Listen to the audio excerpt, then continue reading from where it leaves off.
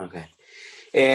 Tanya was on the right to Iron Mayor said, Tov Velechel Beit Evel. It's better to go to a Beit Evel, to a house of mourning, than going to a house of a party, than going to a Beit Mishta party, something going a happy occasion. That's what Shlomo Amel says. Because when a person goes to a house of mourning, he takes life seriously. He realizes the futility of life and how fast everything will happen. So he gets himself into shape. When he goes to a party, just so much exciting, so much happy, so much joy. He forgets that he's here today and gone tomorrow. And the pasuk, the verse continues, el libo, and the living should take it to heart. When you go to a beit mishteh, a person will take it to heart. Devarim shel mita, the matters of death. It's important to understand that we are not living forever, that there is a time limit. It'll be a game over for everyone at some point. Now, if a person is careful with other people when they die, the Gemara says, Dispad ispudena, one who listens to eulogies or one who gives eulogies or helps that the eulogies will happen, it will ensure that he will be eulogized as well. He or she will be eulogized as well when they pass away. Diikbar yikurena, one who participates and helps with the burial of the dead will ensure that he or she will be buried when it's their time. One who carries the dead, they will carry him. If he is helping with moving the dead body from place to place, part of the levaya, he will ensure that he will also get moved from place to place. If he gets himself busy, raises himself for the dead, they will raise themselves for him. Now, we remember in 2 weeks ago's Parasha Vayechi, Yaakov asked Yosef to make a hesed shel emet, make a true kindness for him, because he was going to ask him for a kindness, and a dead person cannot pay back the kindness. So how here the Gemara is telling us that if you do these things, you will get paid back. So it's important to understand who's paying it back. When you do a kindness for a dead person, the dead person cannot pay you back, but Hashem will pay you back. Hesed shel emet is that Hashem will definitely pay you back. So you're not getting paid back by the dead person, you're going to get paid back by Hashem, and whatever you do to help someone who passed away, that will happen to you as well. Now, the last thing we said was Di'idal Yidulena, one who raises himself, gets himself busy. For the dead, they will raise themselves for him. But others explain, what does it mean? Didal Yidulena means as follows: the lo Yidal Yidulena, meaning if he doesn't raise himself, they will raise him. What does that mean? That means if he does not make himself bini bole, he doesn't say my nose is high, I'm a big guy, I cannot get involved in burying a dead because I'm too important.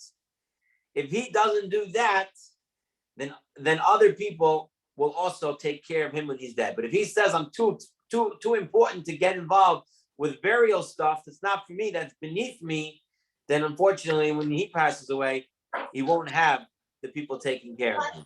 So it's important not to be Baal Gava, to be somebody who is thinking he's all that, but rather he if you're on mute, try to make yourself you're on mute. I'm not sure who's on. Okay, thank you. So as he says here, he brings a pasuk, Kitov Amar Lecha Alehena.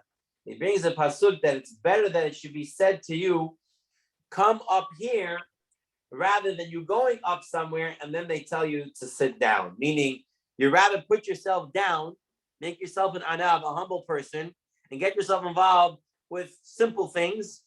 And this way they will tell you to come up, rather than you thinking you're such a big person and then they tell you go and sit down, we don't need you. So the same thing with the dead person. If a person doesn't make believe I'm a big person, I cannot take care of the dead, it's beneath me. If he does take care of it, and Hashem will make sure that they take care of him, no one will say, oh, it's beneath me to take care of it. Tanu Rabbanon, 28B-2. What's the importance of eulogy? Solomon iPhone asks a question. What's importance to eulogy in the chat? So what is the importance of eulogy? The main part of the eulogy is to give hirhur, to give people to think about what is going on in life and how futile life is. It's also to praise the dead, to tell them about their accomplishments and how great they were in their life, so we can learn from this. So it's twofold. It's one, to praise the dead so that they'll have a good ticket to get into heaven. We'll say how much we're missing them and what importance they do. And at the same time, it's supposed to shake us up so we can make teshuvah on their account as well, and that will be beneficial to them as well. It's also important to note that those who deliver the eulogy, and this is not just the eulogy at the levaya, this is the eulogy anytime you say something about the dead person. It's important that the person who gives the eulogy really understands that he's giving it l'shem shamayim. He's giving it to say the eulogy, not to give a good speech so people will tell him he spoke well and give him a clap on the hand or whatever. It has to be because you don't want to get pleasure or benefit on the dead person's account. So it really has to be just for the dead. It has to be done in that manner. I hope that answered your question. Tanya Rabbanan. Kishemetu banav Rabbi Ishmael. When the children of Rabbi Ishmael died. This Rabbi Ishmael that we're reading now about, this is the Rabbi Ishmael that we read every morning in the Shacharit prayer, where we say Rabbi Ishmael Ayom B'Shloshes and Midot HaTorah Nidreshet, the 13 ways the Torah is expounded upon. That is this Rabbi Ishmael. He had two sons die on him. They actually died not on the same day. They died a little bit apart from each other. That there were two separate Shiva for them. This is the story that happened when his child died. His second child died. Nichnesu arba zekinim lenachamo. 4 rabbis came to console him. Rabbi Tarfon, Rabbi Yosef Haglili, Rabbi Elazar ben Azariah, Rabbi Akiva. So Rabbi Tarfon, Yosef Haglili, Rabbi Elazar ben Azariah, and Rabbi Akiva. So Amalehem Rabbi Tarfon. Rabbi Tarfon said to them, Rabbi Ishmael is a huge Talmid Chacham. He knows everything. So, don't, one of you should not go into the words of the other. What does that mean? It's 3 ways to understand this. Don't bother somebody in the middle of their speech. It's going to mess up the eulogy. Someone's saying a eulogy, and you say, hey, but my rabbi once told me something else. You don't do that during the eulogy. B is, if you're going to make a take back and forth, start asking questions, Rabbi Shmuel, who's not allowed to learn Torah, will also start asking questions. And he's not allowed to learn Torah when he's in Avel, when he's in mourning. So he might cause that problem. And the third way, which is a simple reading of the Gemara, is that Rabbi Shmuel is so bucky, he knows everything. Do not repeat the same idea when you give the eulogy. Everyone should give a eulogy that's unique, with its own dirashot, with its own explanations. It shouldn't be the repeated something. So you have 4 rabbis, and no one's saying what they're going to speak about. So it's a challenge, because the first rabbi might say what I want to say. The second rabbi might say what I want to say. The third rabbi, if I speak last, I'm out of topics. I'm out of ideas. So, but listen to this. So they say you have to each one say something else. I'm Rabbi Akiva. Rabbi Akiva said, "Va'ani aharon." Rabbi Akiva said, "No problemos. I will be the last to go." Rabbi Akiva's got no issue. Everyone can say all the ideas and topics they want. He'll go last. He has what to say. Okay, so Rabbi Ishmael ve'amar. Rabbi Ishmael ve'amar. Rabbi Ishmael opened and started to speak, because we know the halacha already is that when mourners are sitting shiva, we are not allowed to initiate conversation with them. They have to initiate conversation first. The reason for that is we want them to accept the judgment of Shemayim, accept the judgment of Hashem, that a certain person had to be taken away. So as such, we wanted to express their acceptance, what's known as Tzidok Hadin, accept their acceptance of the judgment. And once they accept, we can start to console them and accept the judgment with them. So Rabbi Shmuel began to speak, and what did he say? He said that Rabu avonotav, his sins are many, talking about himself, that he has many, many avirot. Tichafu avelav, his bereavements, deaths came one after the other. He made his rabbis come out once and now a second time. Now that two sons of his died, the rabbis had to come out a second time for him to Menachem Aved. Okay, so now we're going to start with Rabbi Tarfon. What is Rabbi Tarfon going to say? Na'ana Rabbi Tarfon ve'amar. Rabbi Tarfon is the first to speak, and he says as follows: in the Torah, we're taught that Nadav and Avihu, two of the sons of Aharon HaKohen, on the day that the tabernacle, the Mishkan, was inaugurated, they went and they brought a strange fire, something that was not required by law. And because of that, they were killed. They were killed. And Hashem said to Moshe, all of the Jewish people need to cry for those two boys that I burnt, for the Nadav and Avihu, those two men that I burnt. Now, the Gemara says, what does Rabbi Tarfon say? Is it not a kal v'chomer? Is it not a strong argument to say, Oma Nadav v'Avihu shelo asu elu mitzvah ahad? Nadav and Avihu only did one mitzvah. Because it says v'yikravu b'nei Haron et hadam elav. It says in the Torah they only brought the blood, and that was the mitzvah of bringing the blood in the Mishkan. Kach, and they were accorded so much honor, the whole nation had to come out and cry. So Banav Rabbi Yishmael, the children of Rabbi Yishmael, they had so many mitzvot. Of course, everyone will come out and cry and show respect because they're much greater than Nadav Avihu. Now, before you start jumping and saying, how could it be that Aharon's children only had one mitzvah? The Gemara is saying that Aaron's children only had one mitzvah. Is that possible to say that Aaron's children only had one mitzvah? So it says, the Gemara said, only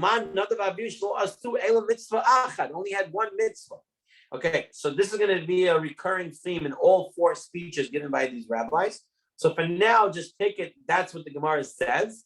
And at the end, we'll try to give an understanding what it means, mitzvah achad, that they only had one mitzvah.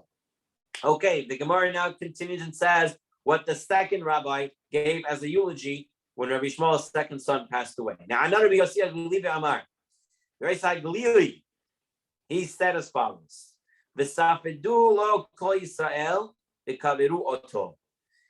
The pasuk. This is a verse in the book of Kings. Okay, what's the story here? The story here is Yerovam ben Nevat, all right, Jeroboam. He's around when Shlomo Melech is around, and he complains about what King Solomon is doing. Shlomo Melech is doing. Eventually, Shlomo Melech dies, and his son Rechavam takes over the kingship of Israel. At that time, all 12 tribes are in the same kingdom. Now, Rechavam becomes king. He's not as popular as his father, King Solomon, and he's not so popular as his father. And so the people of Israel come over and say, "Listen, when your father was king, King Solomon, we didn't mind paying huge taxes, but now, you're not as popular. Peace is not so much as it was before, so we want to pay less taxes." So Rechavam goes to the elders, his father's advisors, and says what to do. And they say, listen to the people, reduce the taxes. He then goes to his friends that he grew up with and says, what do you think? They say, not only you don't reduce the taxes, you show the people of Israel who's boss and increase the taxes instead.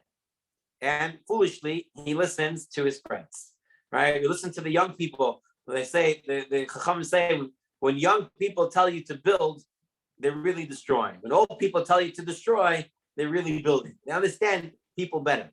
Yes, Mark. The second Megillah, page 31. Second Megillah, page 31. Right. So the story continues. Now, Yerovam, who's already been a complainer about King Solomon, gets up and says, we're out of this kingdom. We want to secede from the Israelite nation. We don't want to be part of Judah's kingship. And so 10 tribes join Yerovam, 10 out of the 12 tribes.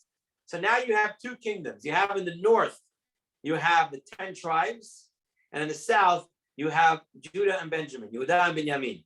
That's where the Beit HaMikdash is, and that's where Yehuda and Benjamin is. The 10 tribes take over, and Yerovam now has an issue. What's his issue? People want to go to Jerusalem for the Yom Tov. But the halacha is, in the Beit HaMikdash, only the son or child, descendant of David HaMelech, can sit in the Azara while everything is going on.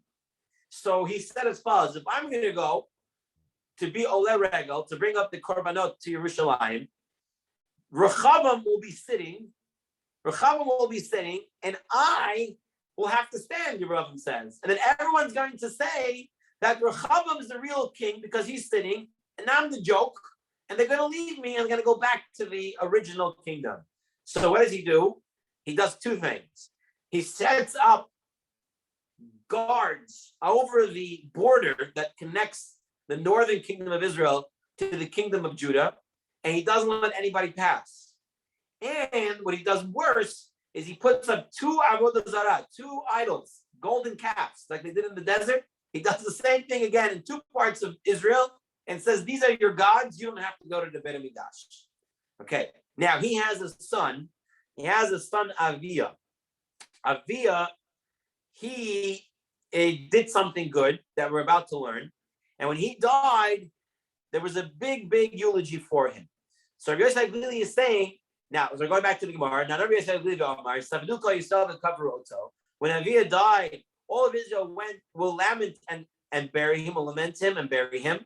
But now, is it not a good argument? Ma Aviyah ben Yerovam. Aviyah, the son of Yerovam. Shlo asa el davar echad tov. He only did one good thing in his life. Because it says by him, Ya'anin tzavo davar tov. It's written because a good thing is found in him. Kach, and he was accorded so much honor, so much respect when he died. So Banav Shavi Ishmael achat kama v'kama. Now the children of Ishmael, they did way more mitzvahs than Aviyah did. So definitely they would have much more honor in their deaths. Now the Gemara says, my davar tov, what was this one good thing that Aviyah did? So it's actually a difference of opinions, what he actually did. Rabbi Zeir and Rabbi Chanina bar Papa. Rabbi Zeir and Rabbi Chanina bar Papa had two different ideas. Same concept, but two different ideas what he actually did. Chad Omar, shibitel mishmaratov ala l'regel. That when his father said, block the borders, his son Aviyah was given a border to block with his battalion. And he let go of his battalion, told him, don't patrol. He himself went up to the Beit HaMikdash. So he went and be Ola Regel, and he opened up a path for the Jews who wanted to go to get to Yerushalayim. V'chad Omer should be tell paradasot, that he actually got rid of the paradasot, the sentries. He got rid of the sentries. He abolished them. He became in power. He got rid of it. Interestingly enough, the Steinsaltz Gemara says that paradasot is the Latin word for presidia, which means guards, meaning guards in Latin. So it's from the Latin word of presidia. And he got rid of the paradasot, that his father Yerovam put up to not allow people to go up to be Ola Regel. So Rabbi Yosef Glili says, your children are way better than Aviyah, so definitely they're going to have a lot more kavod. Now, Rabbi Elazar ben Azariah ve'amar. Now, Rabbi Elazar ben Azariah, he got up and he spoke. What did he say? B'shalom tamut o misrefot avutecha hamelachim harishonim. Ashayu fanecha ken yisrefu lach. He is bringing a verse from the book of Yirmiyahu, from Jeremiah. And in there it says, you will die peacefully. Hashem is talking to the last king of Judah. The last king of Judah was known as Tzidkiyahu. And Hashem was telling him through the Navi that you will die peacefully. And like the burnings performed for your forefathers, the earlier kings, so will they burn for you. what's this burning? The burning is that if you look at note 43 in the art scroll, it was customary to burn the bed and other personal effects of a deceased king. And if you read a few lines down, because it served the purpose of according the king honor by demonstrating that no one else was fit to use his personal effects. So it wasn't about tashkit, getting rid of good stuff, because it wasn't allowed to be used by anyone else.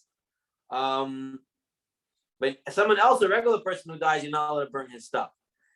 It's very important to note we did not burn people. In some other pagan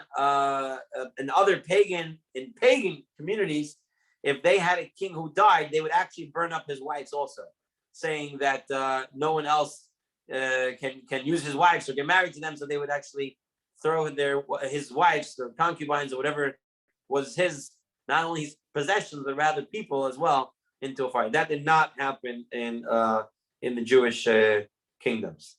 Okay. So it says that you will die peacefully to Tzidkiyahu and that you will have the burning. Now, below is not a kalvachomer. It's not a good argument. Tzidkiyahu, the king of Judah, he only did one mitzvah. What was his one mitzvah? He took Yirmiyah out of the pit. Okay, just a quick backstory of here. Jeremiah is the prophet before the destruction of the temple. He goes around telling people the temple is going to be destroyed. The whole place is going to get destroyed. Everyone's going to die. You guys make tshuva. And they said to Jeremiah, he said to Yirmiyahu, you are a false prophet, they told him. How could you dare say the Beit HaMikdash is going to be destroyed? Hashem's house is going to be destroyed. Stop making up stories. And they imprisoned him. So they said to the true rabbi that he's a fake rabbi and threw him into a prison. So when Tzidkiyahu, who was a very righteous person, that's why he was called Tzidkiyahu, he was a tzaddik, complete tzaddik, he found out about it, he quickly arranged to get, and he was king, so he was able to get Jeremiah out of the pit where the governors of Israel, Jerusalem, put him in. So since he did this mitzvah, he did this one mitzvah and he was honored with full respect of the king. Therefore, your children, Yishmael, who did so many more mitzvot, will have so much more honor in their death. Now comes the fourth speech given by Rabbi Akiva. Now Rabbi Akiva ve'amar.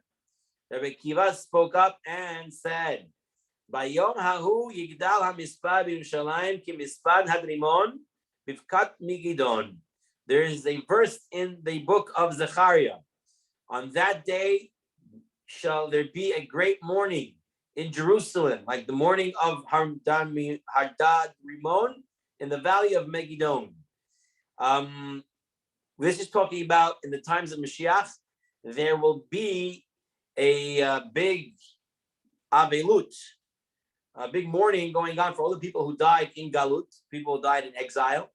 And it's going to be huge as the mourning of Hadad Rimon in the valley of Megiddo. The only problem about like the mourning, the Avelut of Hadad Rimon in the valley of Megiddo, we do not have any such incident happening anywhere in Tanakh, anywhere in our Bible. We don't have it being listed of such an incident.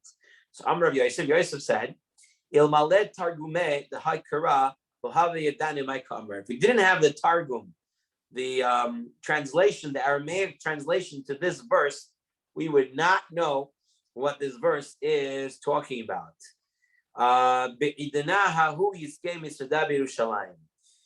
this is what it's talking about. On that day there shall be a great mourning in Jerusalem,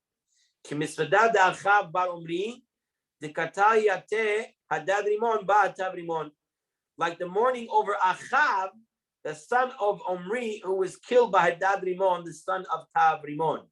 So when it says there the mourning of Hadad Rimon, it's really talking about King Achav. King Achav is a northern king. He's a king of Israel, of the 10 tribes. Terrible guy. Does a lot of bad things. Kills people just for property, whatever he wants. And there was a big mourning for him. So Achav, the son of Omri, was killed by Hadad Rimon. And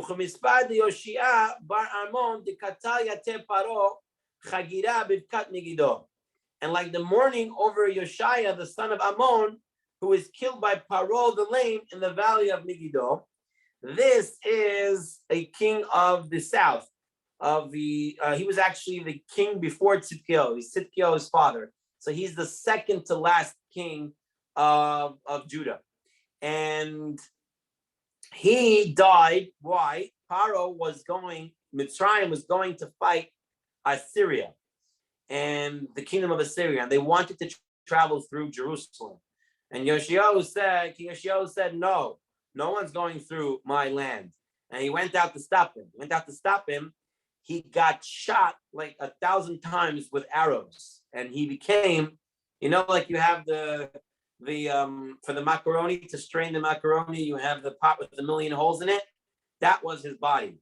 It was holes all over as blood was gushing out of them. He was really, really injured terribly and died.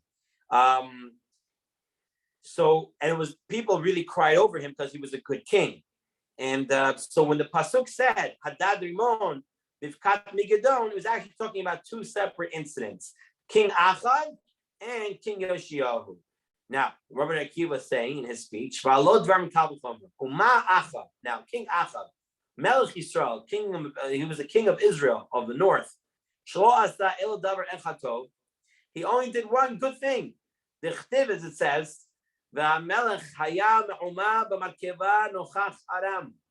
King Achab also died by being shot with an arrow while he was in war with Aram.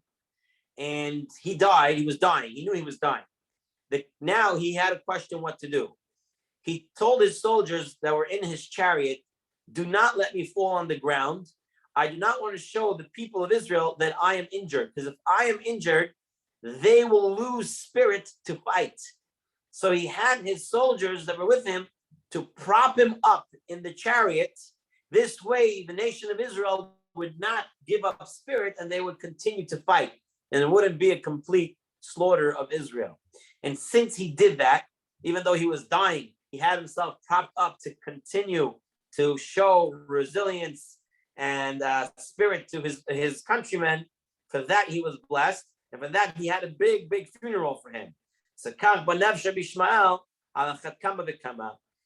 too, Rabbi Ishmael's children who did so many more mitzvot than Achab would be recorded so much honor. Now, this ends the 4 speeches. And we said that when we get there, we're going to have to explain what does it mean in all these things that they did only one mitzvah. Because the truth is, each one of them did more mitzvot. Nadav and Abihu, definitely they did. The sons of Aharon, they definitely did more than one mitzvah. So how could you say they only did one mitzvah?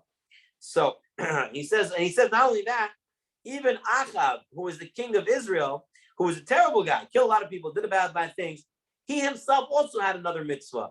Eliyahu Hanavi, Elijah the prophet, came over to him and told him what you did with killing someone to take his property was a terrible thing.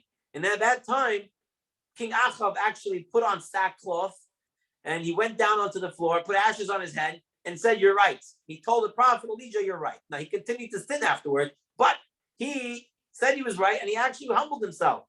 So he had another mitzvah. So how can we say that all these people only had one mitzvah? So to explain it, Rashi wants to say that it is one mitzvah, meaning it's one mitzvah that they did prior to their death, that there was zocheh, that they merited such a huge funeral and so much kavod. That's what Rashi wants us to learn. Tosafot wants to learn that this is one mitzvah that is clearly written in the Bible that they did, clearly written in the Torah that they did. That's what it means by the one mitzvah. The Maharsha wants to explain, and I think the easiest way to understand it, or the best way to understand it, not saying that it is the best way, but the best way for us to understand it, is that all these mitzvot that we mentioned as the one mitzvah that they did is mitzvah that worked for the rabbim, for the general population. Yes, they had many mitzvot, but it was all private mitzvot between them and their family, between them and Hashem, between them and themselves, but there was not a mitzvah between them and the community and the rabbim. But these incidents where the Gemara just brought down that they did one mitzvah, these are the one mitzvah that they did for the community. That's what it means. And the Rabbi Shmuel's children who were teaching Torah and were involved with Torah, since they did so many more community mitzvot, that's what they meant, that they did more mitzvot than all these people. That's the way the Maharsha wants to explain this Gemara. And I think it fits well, if I can say so myself. All right.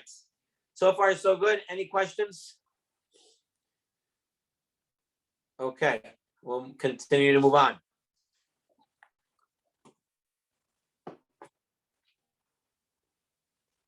All right. Now the Gemara is going to ask some questions about what we brought down. Moshe, Yes, Malkia. what sin did the father do that his sons passed away?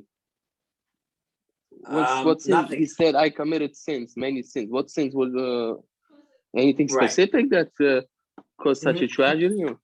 Okay, so very good question. I think it's a general question as well as specific to Rabbi Shmuel.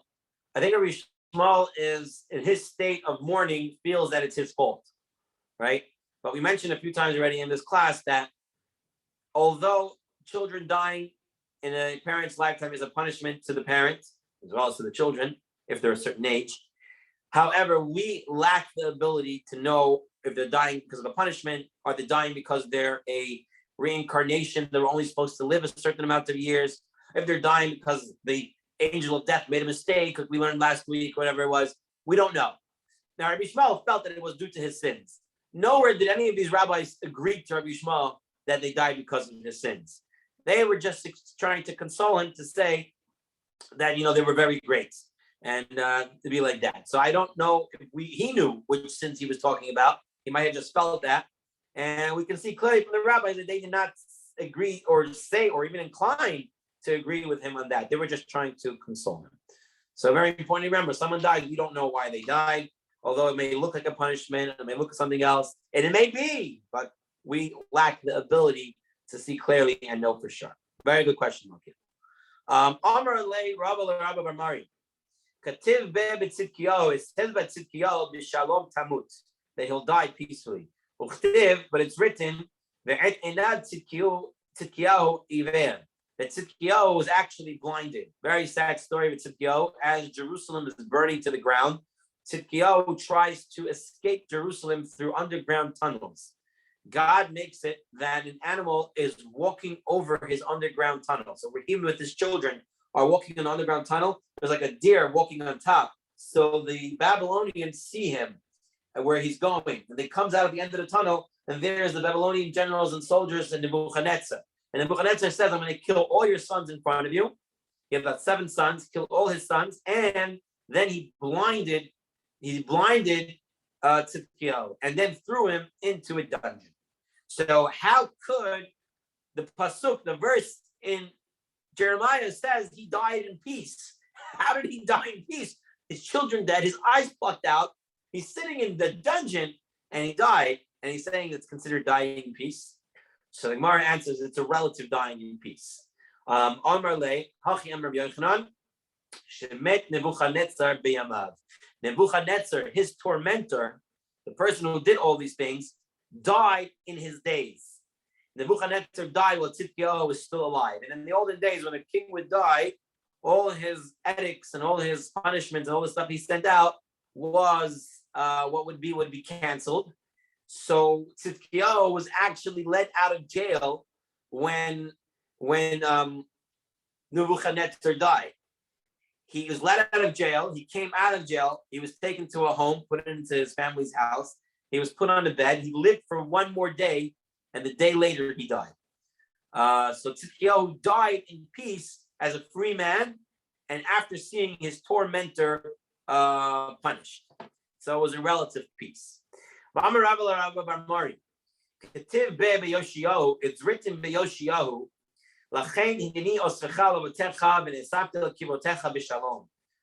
He was told that he would be gathered in like your forefathers, you'd be gathered to your grave in peace. But it was written, and I just told you about it, that he was shot by many archers. He was made into a sieve. His body was riddled with arrow holes, completely riddled with arrow holes. So how could you say he died in peace? So Amrle again, he's going to say it's a relative piece. Hachim Rabbi Yochanan taught, the Beit HaMikdash was not destroyed in his days. It could have been destroyed in Yoshiyahu's days, but instead it was destroyed in Tzidkiyahu, his son's days. So in essence, he died in peace because the Beit HaMikdash was still there. In fact, they bring down the same way we know that it's a big merit to be buried in the land of Israel. It's even a bigger merit to be buried in the land of Israel when the temple is still standing. So the fact that Yoshiyahu was buried when the temple was still standing was a big merit to him and his dead and being killed and then buried while it was still there, while the Beit HaMikdash was still around. Okay, moving on. We're now on the art scroll 28B-5. Amr Rabbi Yochanan.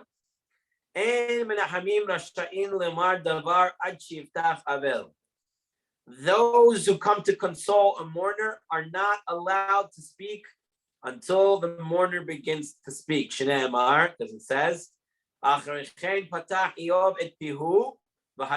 afterwards, Vaya'an Eliphaz Hatemani. Eov, great guy, nice guy, doing a lot of good things. This is Job, right? Eov is Job. And nice guy doing a lot of good things. Satan says, I don't know if he would do this if he had problems. So Hashem says, go test him. Kills off all his children in one shot. Takes away his money. Gives him an illness where his skin is basically coming off his body. He's in lots and lots of pain. And his friends are coming, but they sit around and they don't start to talk until he starts to talk first. So we see that the mourner has to begin to talk first. Now, a lot of his friends said it's all your fault. You probably did an Avedah. You don't know what you did. And he says, no. And the way the Ramban learns, the Nachmanides learns, is that Eov was actually a Gilgul. He was reincarnated. And things were happening to him because of what happened in his previous life. And it wasn't actually his fault in this life. Others want to learn, I think the Ramban and some ones learn also, that everything that happened to Eov was actually in his imagination. There was actually a Gemara that says that the whole story of Eov never actually happened, but rather it all was a parable, a mashal about what happened. So there's many different opinions when Eov lived, who Eov was, what exactly happened. The point of the story is to teach us, that you cannot calculate what God does. And it's beyond human calculation. And so we learned that from Eov. And Eov was in our parsha this week that we just read on Shabbat. It wasn't actually in the verses in the Torah, but we know the famous Midrash that when Paro asked what to do with the Jewish problem, right? It was Bil'am who came up with the great population control idea. Yitro who said no and ran away, and Eov who kept silent, feeling that whatever he said wouldn't make a difference. Eov kept silent, right? Then we know Eov got so much in pain that he would cry out later on, right? So what's the connection between him, Eov, remaining silent and then having such a disease that he would cry out in pain? Rav Chaim Shmulevitz, the Rosh Yeshiva of Mir Yeshiva, said, you want to know what the connection is? He got paid back kind for kind, mida keneged mida. Why? He said, there's nothing I can do. If I say something, it's not going to help. So then he got a disease. He was so much in pain, he started to scream. Now, if a person is in a lot of pain, right, and he screams, does it take his pain away? Does it make it go away? The pain exists. It stays there, right? But you scream because you're in pain. You feel pain, you scream. So it was to tell him, in Mitzrayim, you said I can't do anything. So you kept quiet. No, even if you can't do anything, you still have to make a point. You have to say it. You have to say, I'm against it. And the fact you didn't say you're against it because I can't do it, it's not going to help. I'll give you some sort of disease, Hashem says, where you're going to scream, and it's not going to help you either. But yet you're going to scream. Because if you see something, you have to say something. And it's not just the MTA or TSA. Okay. Moving on. Amar Rabbi Abahu. Rabbi Abahu says, how do we know an Avel, a mourner, he sits at the head of the table. He sits at the head. of the house. Shenemar. If Chayder Tam ve'eshev rosh ve'eshkon kemel begadut kasher avelim yinachem.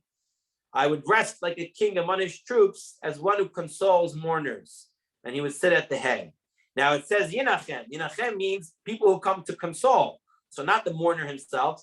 Amar Nachman bar Yitzchak, yinachem kitiv. It could be written yinachem, the mourner himself. So from this passage you learn that a mourner sits at the head of the house. Marzucha Amar Melacham. Marzucha says I have a different passage. It says v'sar mirzach seruchim. Excessive mourning will approach. Now don't read it tsar with the samach, but read it tsar with a sin, making it prince. The mourner becomes a prince of the exalted ones, meaning since he has so much emotion of what's going on, he becomes the head of the house at that time. The mourner becomes the head of the house. He has to sit in the front. How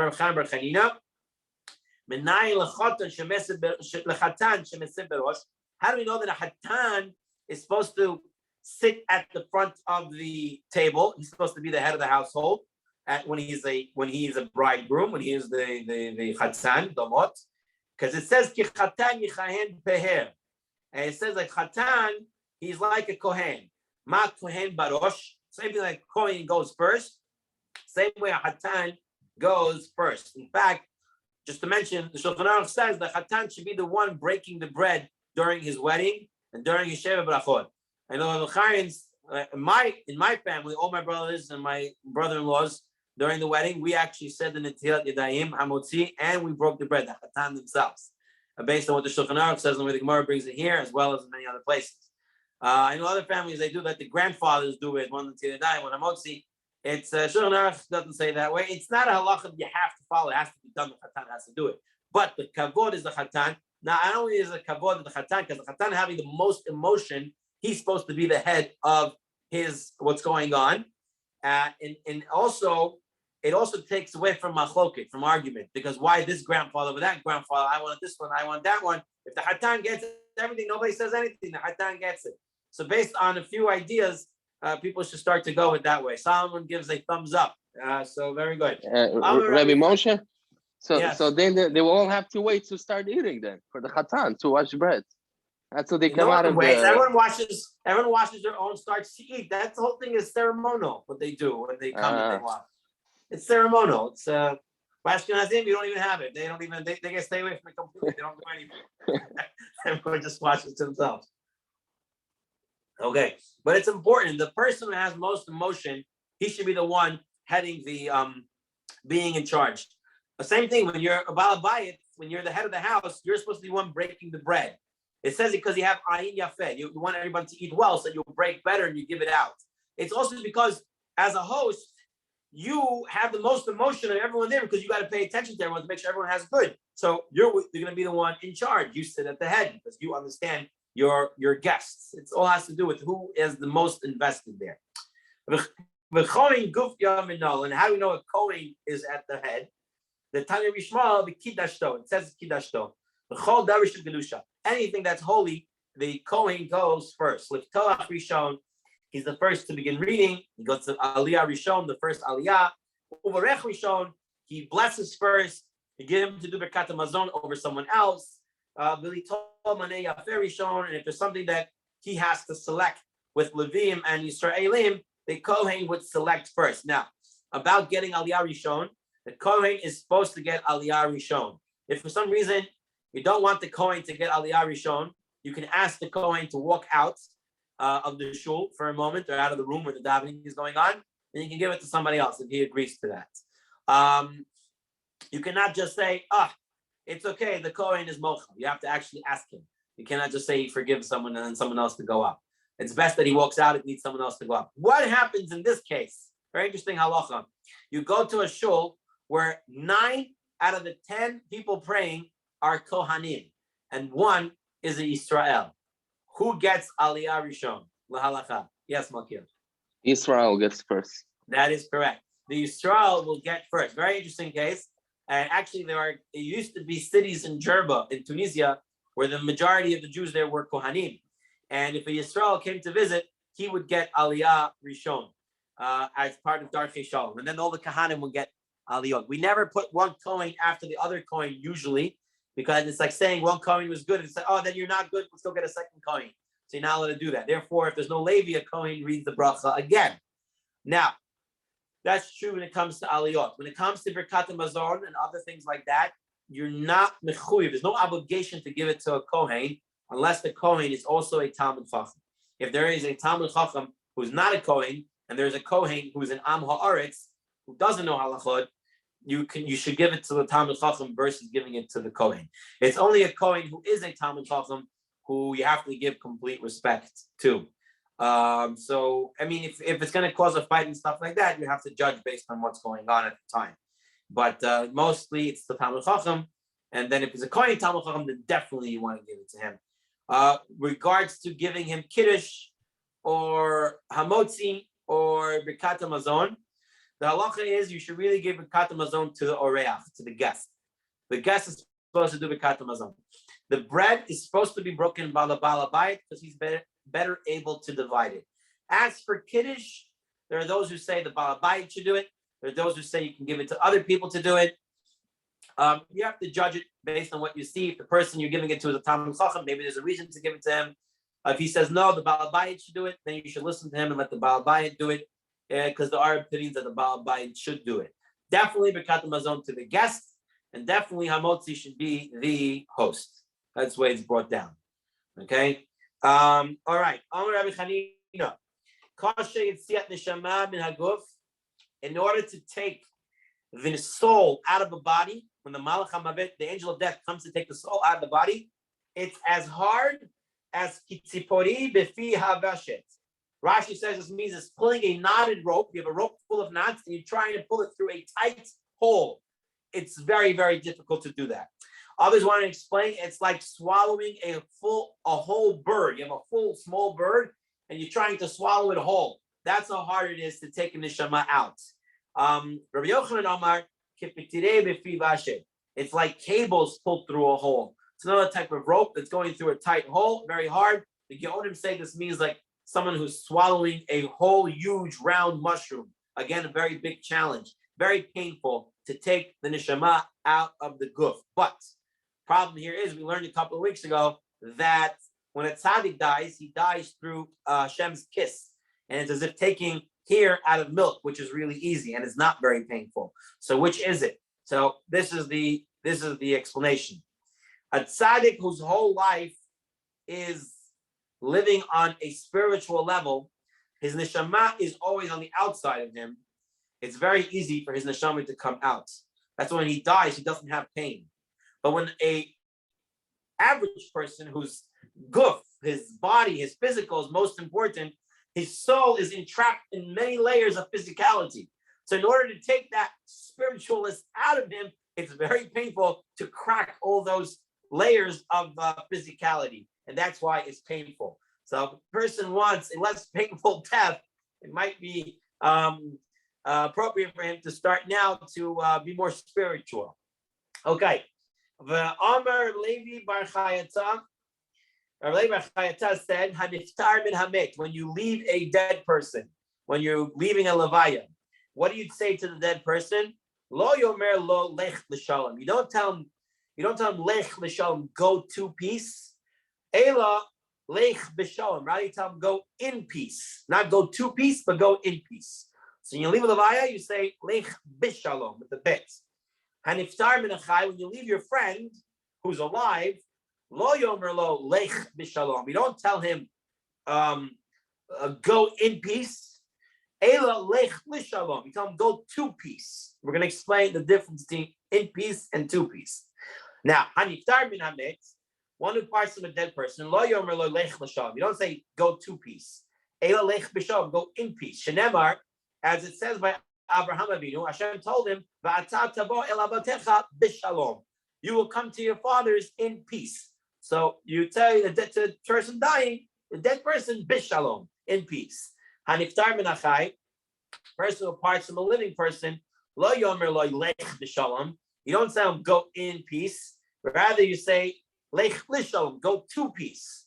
Sharei David sha'amar la'Avshalom. David said to his son Avshalom, lech b'shalom, go in go in peace, bishalom, as if you say to a dead person. He said that to his live son.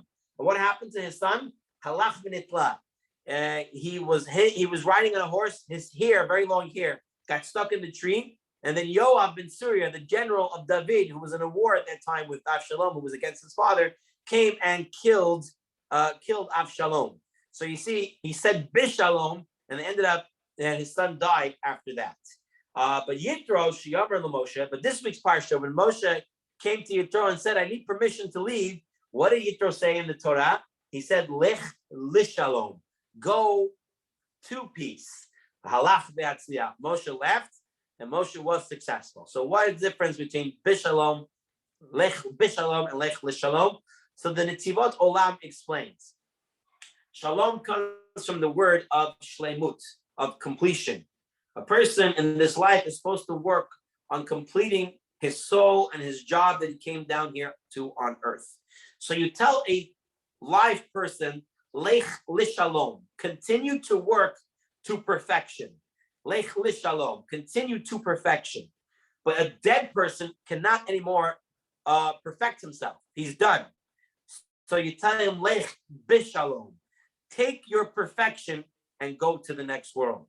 So the difference is, are we telling him to continue to work towards perfection, or are we telling him to take your perfection and go with that to the next world? That's the way the Netivat Olam explains. There is a Maharsha, there is a Ran that explains a little different, but that's the way the Netivat Olam, the Chafetz Chaim, Rav Pam, many of the later explain this Lech lishalom, Lech b'shalom. Okay.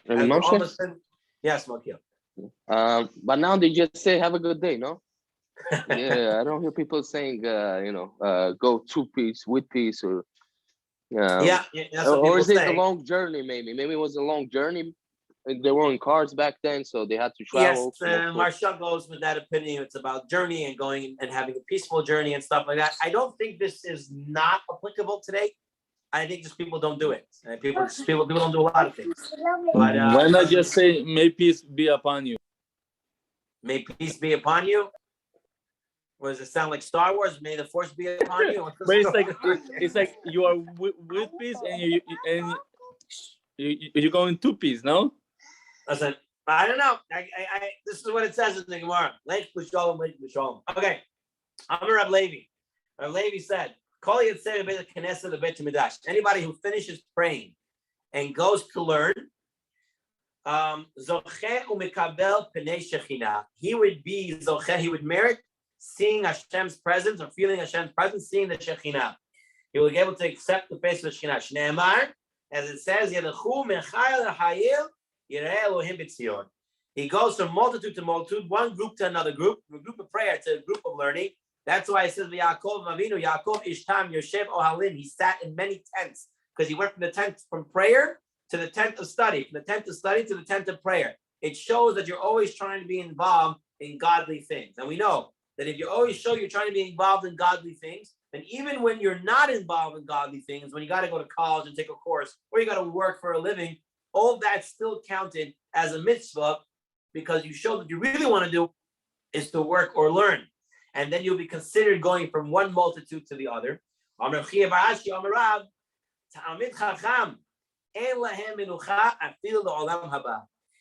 Talmid Chacham passes away, he does not get any rest in the next world. A Talmid Chacham doesn't have any rest in this world. He's always learning, questions, answers. He's too busy. And even in the next world, he doesn't get any rest. Shneimar, it says, that he'll continue to go from level to level in Shemayim, from one group of Torah study to another group of Torah study in heaven. What does this mean? The Talmid Chacham is not resting. So it's very simple. You know how it says about Yaakov Avinu did not die. He's not dead, right? Why is Yaakov not Avinu dead? What does it mean dead, or what does it mean to rest? A holich is someone who goes, who continues to do, continues to produce. And Omed is someone who's standing. He's not moving. The Gemara says, a rasha, an evil person, is considered dead even when he's alive because he's not producing. He's not anything. He's not doing anything with his life. He's considered dead. But a Talmid Chacham is considered alive even when he's dead. Why? because since in this world he worked on himself to learn and to study, he learned Masechet Moed Kattan, like we're finishing today. He comes up to heaven, they say, oh, you learned Moed Kattan?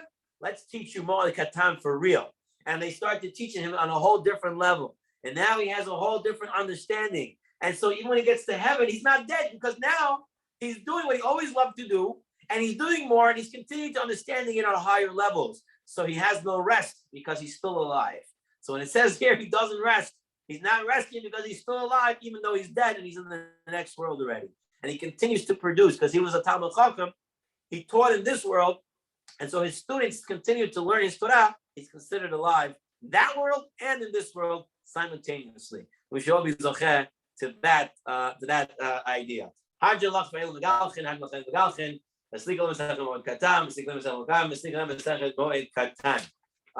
don't think any of us here, besides me, completed the whole Moed Kattan.